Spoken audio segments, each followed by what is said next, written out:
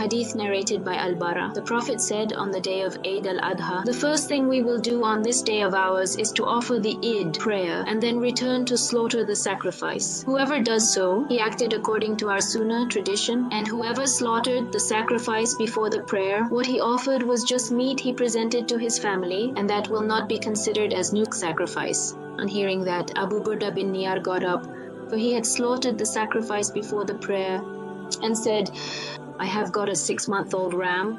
The Prophet said, "Have got a 6-month-old ram." The Prophet said, "Slaughter it as a sacrifice, but it will not be sufficient for anyone else as a sacrifice after you." Al-Bara added, "The Prophet said, whoever slaughtered the sacrifice after the prayer, he slaughtered it at the right time and followed the tradition of the Muslim." A hadith narrated by Anas bin Malik. The Prophet said, "Whoever slaughtered the sacrifice before the prayer, he just slaughtered it for himself. And whoever slaughtered it after the prayer, he slaughtered it at the right time and followed the tradition of the Muslims." A hadith narrated by Uqba bin Amir al-Juhani. The Prophet distributed among his companions some animals for sacrifice, to be slaughtered on Eid al-Adha. Uqba's share was a jada'a, a 6-month-old goat. Uqba said, "O Allah's Apostle, I get in my share a jada'a, a 6-month-old ram." The Prophet said, "Slaughter it as a sacrifice." A hadith narrated by Aisha that the Prophet entered upon her when she had her menses at Sarif before entering Mecca, and she was weeping because she was afraid that she would not be able to perform the Hajj. The Prophet said, "What is wrong with you? Have you got your period?" She said, "Yes." He said, "This is a matter Allah has decreed for all the daughters of Adam. So perform all the ceremonies of Hajj like the others, but do not perform the tawaf around the Kaaba." Aisha added, "When we were at Mina, beef was brought to me and I asked, 'What is this?' They, the people, said, 'Allah's Apostle has slaughtered some cows as sacrifices on behalf of his wives.'" A hadith narrated by Anas bin Malik. The Prophet said on the day of Nahr, "Whoever has slaughtered his sacrifice before the prayer should repeat it, slaughter another sacrifice." A man got up and said, "O Allah's Apostle, this is a day on which meat is desired." He then mentioned his neighbors, saying, "I have a 6-month-old ram which is to me better than the meat of 2 sheep." The Prophet allowed him to slaughter it as a sacrifice, but I do not know whether this permission was valid for other than that man or not. The Prophet then went towards 2 rams and slaughtered them, and then the people went towards some sheep and distributed them among themselves. Hadith narrated by Abu Bakr. The Prophet said, "Time has come back to its original state which it had on the day Allah created the heavens and the earth. The year is 12 months, 4 of which are sacred.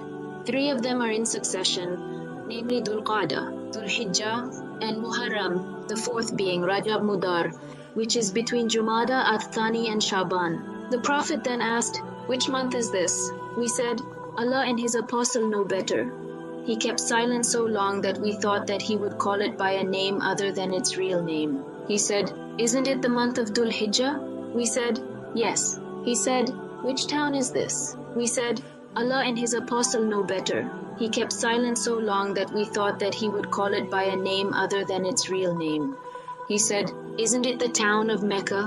We replied, "Yes." He said, "What day is today?" We replied, "Allah and His Apostle know better."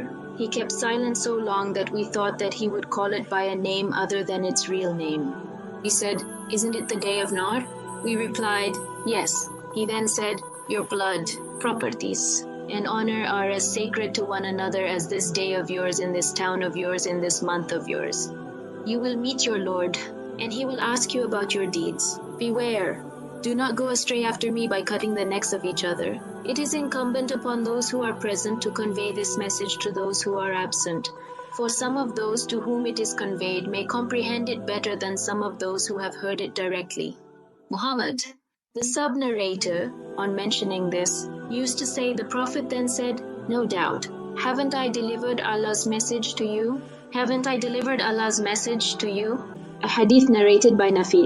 Abdullah bin Umar used to slaughter his sacrifice at the slaughtering place of the Prophet. Ibn Umar said, Allah's Apostle used to slaughter camels and sheep as sacrifices at the Musalla. A hadith narrated by Anas bin Malik. The Prophet used to offer 2 rams as sacrifices, and I also used to offer 2 rams. A hadith narrated by Anas. Allah's apostle came towards 2 horned rams having black and white colors and slaughtered them with his own hands. A hadith narrated by Uqba bin Amir that the Prophet gave him some sheep to distribute among his companions to slaughter as sacrifices Eid al-Adha. A kid was left and he told the Prophet of that, whereupon he said to him, slaughter it as a sacrifice on your behalf. A hadith narrated by Al-Bara bin Azib. An uncle of mine called Abu Burda slaughtered his sacrifice before the Eid prayer. So Allah's apostle said to him, your slaughtered sheep was just mutton, not a sacrifice. Abu Burda said, O Allah's apostle, I have got a domestic kid. The Prophet said, slaughter it as a sacrifice, but it will not be permissible for anybody other than you. The Prophet added, whoever slaughtered his sacrifice before the Eid prayer, he only slaughtered for himself, and whoever slaughtered it after the prayer, he offered his sacrifice properly and followed the tradition of the Muslims. A hadith narrated by Al-Bara. Abu Burda slaughtered the sacrifice before the Eid prayer, whereupon the Prophet said to him, slaughter another sacrifice instead of that. Abu Burda said, I have nothing except a Jadha. Shuba said, perhaps Abu Burda also said that Jada'a was better than an old sheep in his opinion. The Prophet said, never mind, slaughter it to make up for the other one, but it will not be sufficient for anyone else after you. A hadith narrated by Anas. The Prophet slaughtered 2 rams, black and white in color, as sacrifices, and I saw him putting his foot on their sides and mentioning Allah's name and takbir, Allahu Akbar. Then he slaughtered them with his own hands. A hadith narrated by Aisha. Allah's apostle entered upon me at Sarif while I was weeping because I was afraid that I would not be able to perform the Hajj.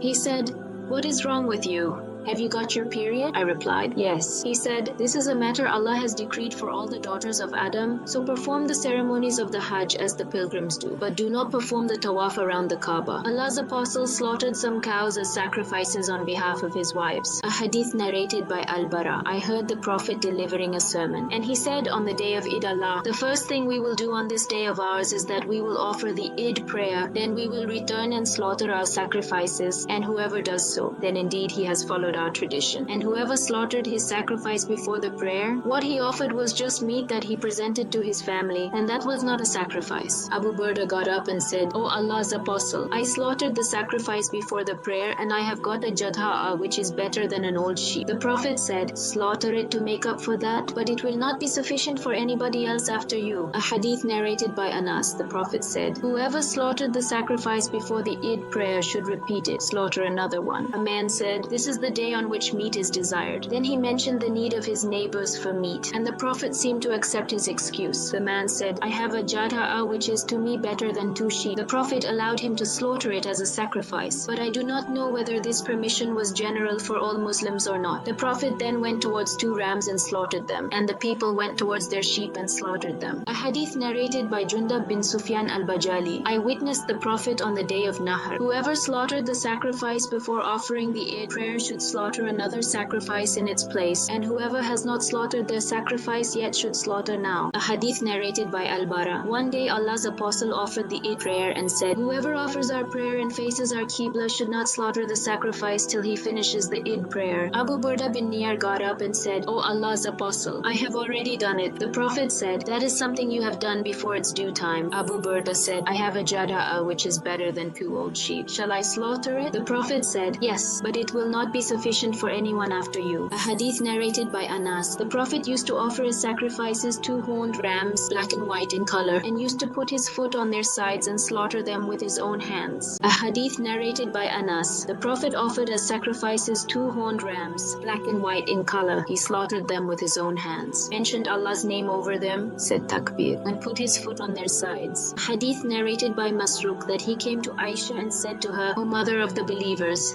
there is a man who sends a hadi to Kaaba and stays in his city and requests that his hadi camel be garlanded while he remains in a state of ihram from that day till the people finish their ihram after completing all the ceremonies of Hajj. What do you say about it?